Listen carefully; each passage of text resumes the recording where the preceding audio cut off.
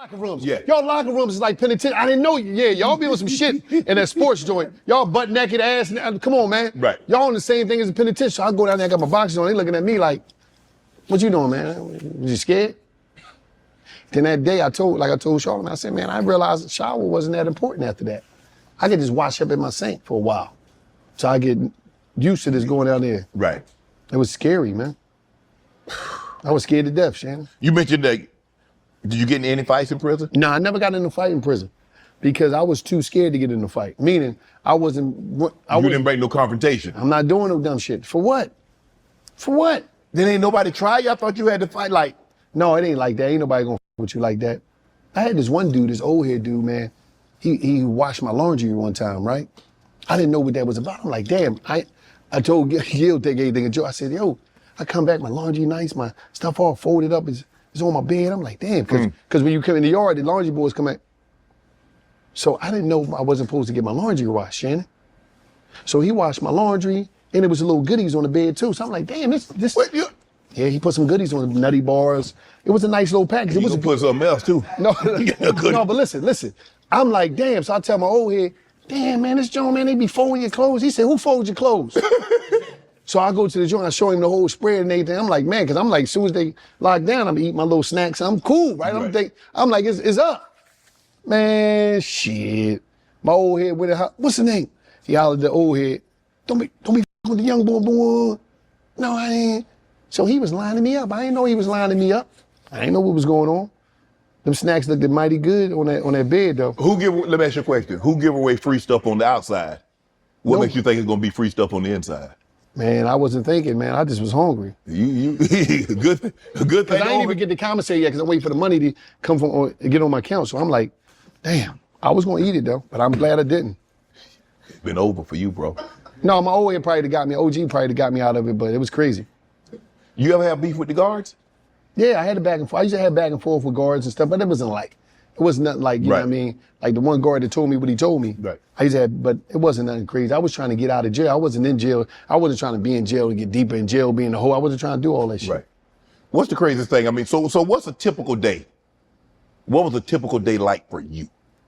You get up at what time? I get up early in the morning. 5 o'clock, 6 o'clock? 4. I used to work in the kitchen. Okay. Late, especially later on in my time. By the time I get seasoned in prison, I'm getting up working, doing the morning breakfast.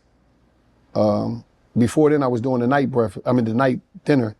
But I just get up early, always get up early, go to the chow hall. At the chow hall, you go back, lock down, they run yard. After they run yard, y'all come back in, lock back down. You can come back in, shower, do whatever, after working out, lock back in, do count, lunch. After lunch, yard. After that, you come back in, shower, get ready for meal. They pass the meal around, lock down, do count, dinner time, come back, yard, block out, whatever. But usually in between that. Is there something a habit, quirk, tick, that you developed in prison that you just can't shake now? Are you a light sleeper? Or do you sleep, are you a peaceful sleeper? Oh man, I sleep like it ain't nothing. I was sleeping like that in jail, it don't matter. Did you? Yeah, because the door was locked. Shannon, they ain't getting up and they can't get me then. They locked the door, everybody locked down. But I was always up before the door opened. You know what I mean? So you wasn't going, I'm laying there, jumping, you know what I mean? So I ain't want to, you know what I mean? I ain't want to do that. I said, no, you ain't gonna take my goodies. But what I'm saying is, like, I always found myself preparing the conversations. So a lot of times, and Gil will always see me doing that when I'm ready to do a video or something. He's like, nigga, you over there talking to yourself? I said, no, I'm just getting ready. Right. You know what I mean? But not too much outside of that. When you came home, what was the conversation? Do you remember your first conversation with Gilly? As soon as I came home. He picked you up? Did he pick you up? No, he ain't picked me up. Shout out to my sister Latifah, she picked me up. But Gil, when I come home, I get with Cuz. As soon as I get with him, he like, Cuz, do you. Do you. And he looked me, he looked me in the eyes, he said, Cuz, you done? Wow. He said, he said, is you done, man? You know how he talk? Yeah. Smoke this. You done, man? You done, nigga? Like, you tired yet? Like, I'm saying. I said, cuz, I'm done, man, this shit. He said, man, I seen they broke you in your eyes. I knew you was done. Cause I was just like, I'm done, cause I'm tired. Yeah. Cause a lot of times we see our family members go in and out, and you ain't tired till you tired, and everybody's alarm clock come on different time. My alarm clock came on, it was game time. That shit over with, you know? Do you have pen pals? Did you have girlfriends that write you letters? Man, listen, I was on Friends Beyond the Wall, meetinmate.com. I was on all them joints, man. Did anybody come see you? No, they ain't come see me, but they'll send me books. We'd be writing love letters back and forth, lying to each other. Did you see any of them once you got out? No, cause it'd be like this. You'll put a picture up there, right? And then a lot of times, this before catfish was catfish. Okay. Somebody catfish you, cause they never see your picture sometimes. You don't know who you writing, right? So I'm in Pennsylvania prison. They'll put you in a joint, meet an inmate, or cause you'll pay, take the money off your books, you write a little bio. My name Mike. My favorite color is blue. I like horseback riding. I like to listen to the whispers. Like this, you was right in choice, right? So so what happened is, you would send the picture off and the money, and they'd put you on the Insta, and then people would just be searching it. And then you might be talking to, you in Pennsylvania, you might be talking to a woman from Portland, she'd write you. And then you had to, you had some dudes that'd be on there, they'd get a picture of one of these dudes, pay a dude in the yard, one of these husky, muscled up, Rico Suave boy, let me get a picture, man, I'll pay you. They'd send that picture, and all the women would be writing them, and they'd be, doing anything off that. It was deep. Did you ever see or hear or notice that the inmates having sex with women, female guards? I did. I had. You did? Without a doubt. Come on. I had my shot. I ain't talk about the facility, but I had a shot, and it was great. So once you did that one time? No, it was a couple times, but nasty rascal. What I supposed to do? I was shaking the dice my whole bit. What I supposed to do? How'd you look? She look good? She was all right. You reach out once you got out? It got a little rough. It got a little crazy, but it's all, Yeah. She had a man, did she? Something like that. I know. I knew it. Yeah, you didn't think she did. Well, she was running up in there. She made sure I was solid. Did Gilly used to bring women to prison? He brung somebody for me one time, and I ain't even know. A conjugal visit? No. So listen, we had this one spot, and he brung somebody there. She had his dress on, right? But we kicking it. I'm so excited to see him. We kicking it so much. He don't really tell me until like the end of the visit. Like, damn, man, you know that? Because it was like, they'll let you go up in the porta potties. Yeah. Busy real quick. Really? It wasn't like you supposed to, the game. But you had to shoot him a little something. Yeah, he tell me, yo, man, you know that. I'm like, nigga, why you telling me it's almost over now, the joint, the porta potty? You should have led off with that. Hey, Wallo. Yeah, it was crazy. He did that. He did it. Bing Raines visited you in prison? Yep, he came to see me. He came up, one time I called Gil, they was together, he's like, man, I'm gonna come see you, brother. I'm like, this Bing? Yeah, brother, I'll be up there. He came through, he was holly, he used to come out, kick, we used to be laughing. And he just was a good brother, man. And then we, connected on the outside, always supportive, man. He's a good person, man. When you say you had your brother, you shared a cell with your brother, you shared a cell with your stepfather. Mm-hmm. Did you ever look like, bro, what kind of life is this? Yeah, it was embarrassing. I remember one time when I called Nanny, and me and my brother was in there, and I was like, yo, Nanny, Steve up here now, we in the cell. The call was real different. It was real different. She said that was embarrassing. Like, it was real different. And I always thought about it when I was in jail, like, my grandma ain't got nothing to brag about with her grandsons. Because you know how people be at the church and all that stuff. Yeah, my grandbaby, he going to college. Mm-hmm. You got to get quiet about us, you know what I mean? Because we was always in some shit, Ooh. When did you realize, say, you know what? When I get out of here, I ain't coming back. Them conversations with Nanny's really done it. Mm-hmm. You think about that, and then especially my brother dying, I knew I had to step up. I knew it was game time. Mm-hmm. But the craziest thing is the scariest day of my prison bit was the day I walked out of jail. Really? Man, that was the scariest shit of my life, because everything that I told my grandma, my mom, my family that I was and I became, it wasn't proven yet. Because I didn't have no temptation to see if I'm really who I am now. So I'm coming home and I'm like, I gotta stick to the script. Don't fall victim to the temptation. Don't fall victim to the BS. Right. Stay focused, you know? I'm looking at 1997 when you went in. You're a kid. You're 17. You're a teenager. Yeah. Now you come out. You're 37. The world is different. The world is really, really different since you last was outside of those walls. Yeah. What was the scariest thing that you encountered? Because now you're not really free. You're just on the outside. They still got that paper on you, Wallo. Yeah. You know what was the hardest thing outside of that? And this was crazy. And Nanny, and Nanny was messed up because, first of all, everything looks small when you get home, because I'm in these wide yards, big. So I get to the block, and after everybody go, everybody leave, me and Nanny in the house,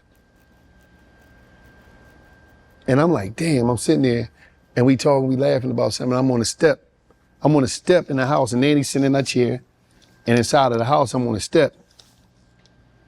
And I don't know what it was. It just out of nowhere. I said, Nanny, where's Steve at? Why he ain't come? And I caught myself. See, I never went to my brother's funeral. So it just was a reaction. And the way Nanny looked, it was like, because I'm talking to Nanny. Nanny's sitting on the chair right next to the door where my brother died at. He died right there in that doorway. But that was so hard because I realized I went upstairs and I was like, damn. And it was for a while. I used to walk the streets of Philadelphia listening to Sanford, greatest artist ever, Sanford. And I used to be looking for Steve. Because I used to be preparing myself for the conversations or the funny shit I might see. Like, wait till I always just say that. I'm gonna tell Steve gonna be tripping off this shit. And it just went on for a while. It went on for a minute, but that was hard. That was like one of the hardest things coming home. Like realizing like, damn. Cause I'm so used to him and this dude was funny. He was a nut. I'm talking about, you think Gil's a nut? They like right on night and day, like there's always on some crazy shit. Right. Straight up would say all types of shit. Like he was crazy. So, but that was like the hardest thing. Everything else was like, I had a supportive agent Krulak. I had a supportive parole agent. It was crazy. I never knew somebody would believe in a person. Like she's like, I'm not worrying about you. I got a caseload. I got other people I really got to worry about. You ain't gonna be no problem. She just told me that shit out of nowhere. I'm like, damn it. And anything I want to do, anytime I want to travel, she supported me. Wow. I'm talking about, she had my picture when I got on the Philadelphia Daily News front page. I went in her office one time. She had my picture on the wall. That art. She's like, you gonna do great. I've been looking for her for years. I can't find her. I think she moved somewhere, a supervisor, but she was that. How difficult was it for you to get reintegrated into society after being away for 2 decades? 2013 and 14, I had a cell phone. That's when I first started Wallo 267 Instagram and a joint. So that helped me see the world for a year straight, like 18 months or some shit. So, but I wound up getting caught, got a charge for that. They added some time to me, but they ran it concurrent. But that helped me see the world, so it prepared me a lot to see what was out here.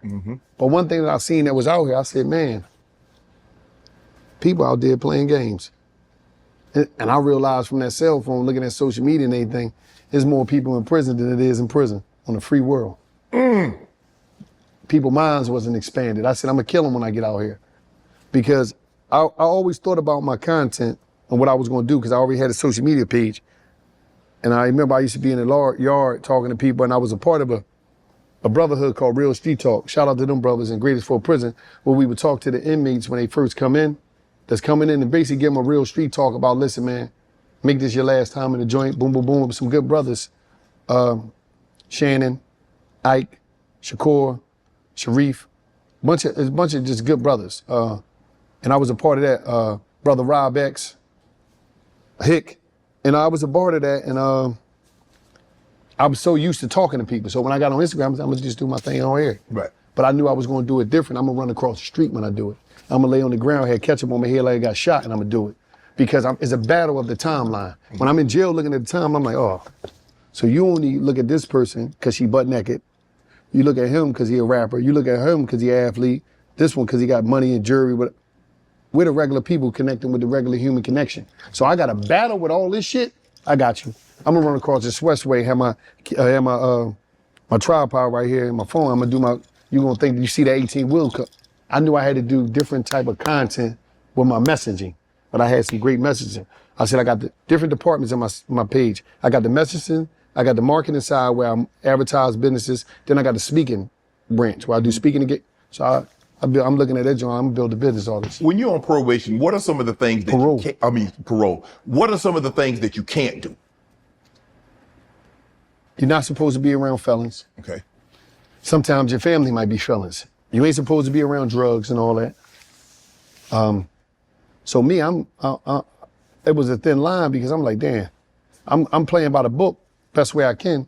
Cause you know, Gil's smoking that good weed all day. So I said, okay. At the same time, I said, you know, I gotta make sure I got a marijuana card. So I could be it was a lot of things, you know, but I always had parole officers that appreciated what I was doing. Shout out to Agent Cruz, my last parole agent that just was so supportive, man. She was so happy to call me to let me know that I was off parole. She's like, she was so excited, it was unbelievable, man. Sister. What does 267 mean to you? 267, that's my prison number. My prison number was DG 2670. When I go to set up my Instagram page, Wallo was taken. So I added the 267 off my prison number so I could remember where I came from and where I ain't going back to. It just so happened that since I was in jail, the Philadelphia area code turned to 2672. So people thought that, but no, that's my prison. My prison number is DG 2670. Sometimes we speak our own fate. And you know, and some people talk about dying like it's cool, like on the aspect of like, when I die, you know, make sure y'all, so, you know. Power in the tongue. Yeah, it's power in the tongue. And we got to live out the rap sometime. Do you feel like rap glorifies prison? You know what's crazy? It don't glorify prison. I'm not going to say it all the way because it definitely could teach you how to get to prison. It's definitely a directory. You know what I mean? It's definitely a directory. It's a map, huh? It's a how-to guide? It's a map, right? But it don't glorify it because most people that rap about it never been to prison. These dudes never been to prison. So it's like, I ain't gonna say it glorify, but it definitely direct you to a cell. But why don't you think that guys have learned? Because you've seen guys that have gone there, learn from their mistakes and not try to go back. But you see these young guys, as you mentioned, they try to be like, and they talk about things they don't know anything about. And they feel like they need to do something in order to get that for real, that cachet to like, I'm really about this life. You know what it is? I believe that when you was young, I was young. You don't believe nothing that anybody older tell you because you think they disconnected from the reality of life as it is now, not knowing it was once a reality of life that they was living in themselves when they was younger. Right. So they're just trying to share, you know, if you tell me, man, don't go down that block, it's a hole right there in the ground. I'm like, man, I can get around that hole. So it's hard sometimes when you're young because we did the same thing. Yes. We just didn't do it to the level of maybe violence or stupidity that some people do it today, but I just think it's hard for people to hear it and they think it's not going to be me. Yeah, Wallo, you did 20, but OG, that ain't gonna be me. I'm smarter than that. What you gonna do? Right. You know what I mean? So until they get there, and then I'm talking to them on their phone because their uncle called me, yo, call Wallo, man, you was right. Oh, so it took you to get 30 years for you to be right? You still got it? Right. You still got a spark? Why you couldn't learn from Wallo experience? Why did you have to go experience it for yourself? He already did it. He already told you the path that you was traveling down, where it was gonna land you. But you didn't want to hear that. And you got to think about this. The street game is a game. It's a game. Okay. If you play Monopoly, how many people could win? Probably one. If you become an athlete of a game, how many of y'all really gonna go to the NFL? How many of y'all really gonna go to the NBA? How many of y'all, do you know how many people play basketball in America? And how many people is in the league? It's not a lot. Right. How many people is in football? It's not a lot. How many people? So you got to think about this. It's a game that majority of the people lose. And the reality is, like I always tell people, this is me from me being in prison. You show me 10 dudes in a gang, or you show me 10 dudes that's from a corner, you show me 10 dudes, I'm gonna show you 7 dudes that's gonna tell on them anyway. So the mask don't mean nothing. None of this, all this stuff is cap. Everything that we thought it was is cap. Because we live in a world where everybody is so, they choosing them first. Do you think Lil Bobby is gonna go to jail when they ready to give him 15, 20, whatever, and he never been to jail before? You think he leaving Keisha with that nice little sexy, that beautiful body? Right. You think he leaving her? And his mom gonna come in that interrogation room, Bobby, you better tell what they done. We see it all the time, but we think my homies ain't gonna tell that ain't gonna be Your me. homies gonna tell on you. They gonna tell.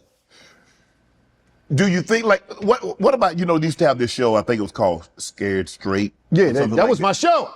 You know what I'm saying? It's like, okay, we're going to take you, because we see where you guys are headed. I mean, a lot of you guys are in alternative schools, or you're in juvie. And so we're going to show you where you're headed. This is the recipe that you're cooking up right now is going to lead to this perfect dish right here. So we're going to give you an opportunity to see where you don't want to be. Do you think they think it's cool to be in prison? You said a lot of these guys that rap about it ain't never been there. No, you know what's crazy? I'm not even gonna hold you. And I'm gonna just talk about me growing up. Me growing up, I seen some vicious, do you remember Blood In, Blood Out? You remember the penitentiary movie? I seen some vicious movies. I seen it on the TVs and all that stuff, but I thought I was smart enough. I don't think a lot of people think they're gonna make it there. Right. So until you make it there, you like me, I get there and I'm like, I get to prison and when that big gate closed behind me and I'm on that bus, I'm praying to every God that I could think of. Like, please help me, please don't let these people take me. They don't take my innocence, please. Right. I'm scared to death. Because, I seen, when I walk through the hallway, first after they tell me, as I get out the shower, dude tell me, wash it up. Shower like a minute. Get up out of there, wash them balls, get that crabs and lights up off you. Get up, throw your stuff or you get your little box. And lady say, in case of emergency, where you want your body sent? I'm like, what type of shit? I didn't. Whoa. I thought I just having to do some time. I ain't talking about no dying. I'm a juvenile that just committed an adult crime and they certify me as adult. Well, why we gotta die? Like, what's going on? why I gotta die? Please don't could you call my mom and let me get out? She peeped the fear in my eyes and she said, she reworded the word, no, baby, like in case of she said baby to me too. She's peeped that I'm really a kid. She like, in case of anything happen, who you want us to call? Like emergency, help them out. And then I grabbed that box. I went in that hallway, greatest full prison. I seen the biggest black man I ever seen. He'll make you look like a midget. He was so big. It was like he was lifting weights in places I didn't know you could lift weights. He was so big coming out the joint with a tank top on. And when I seen him, it's like he coming. I look down at the ground, I'm like, oh my God, he gonna get me. Yeah. Cause I'm not one of these dudes out here that's talking like, I thought my ass was on the line when I went to prison. I was scared. Right. I'm not telling you like I was tough. All that tough shit that I threw, I knew, and I thought I was on the street, that shit went out the way when I got to the penitentiary, because I'm like, I always thought that somebody was gonna get me. And then now you realize that you're not doing days, you're doing years, you're doing decades. Ooh, it get real. Ooh, that shit get real. But is it the allure that got you into it? Was it the allure of fast money, quick money? Was it a lifestyle that you wanted to have that you weren't willing to go, say, work a fast food job and work your way up? What was it about that life that attracted Wallo to it? Because when I grew up, I realized quick that America respects the successful criminal. So when I'm sitting on the steps, Shannon, and I see Mike pull up with the Benz, the gold chain on, the music blasting. And when he come up to get the most beautiful, he pulling up in his Benz to get the most beautifulest girl in the neighborhood. She's the most beautifulest girl in the neighborhood. When he pull up, I noticed that I ain't just noticing, I ain't watching him. I'm watching Miss Jackson, Miss Brown, Miss Green. You know what they saying to him? Hey, baby. I'm like, oh shit. And then as the girl get in the car, they all speaking to, hey man. But when I see Mr. James come home from work and he walking down the street, he's a plumber, he all dirty, don't nobody speak to him. Miss Brown, Miss Jackson, Miss Green, they don't speak to him. This in the 80s. This Showtime, baby. I'm talking about, I didn't see Mr. James' name on the marquee. I seen the dude with the Benz name on the marquee. The lights is shining. I'm talking about this is prime time, baby. He got the chain on, the pinky ring, the Rolex watch on, the music blasting, Ice-T high roller coming out of the Benz. This shit is movie shit. I'm like, I got to be him. He's a superhero, not Mr. James. Yeah, they speak to him. They look down on me. They look down on Mr. James. Mr. James, he's a hard-working man in the ghettos of America. Black man. I said, I got to be him. I got to be him. You went viral when you broke into tears telling Lil Durk not to retaliate in King Von's death. You know, it was so emotional because Durk, he said, I need you to come here, right?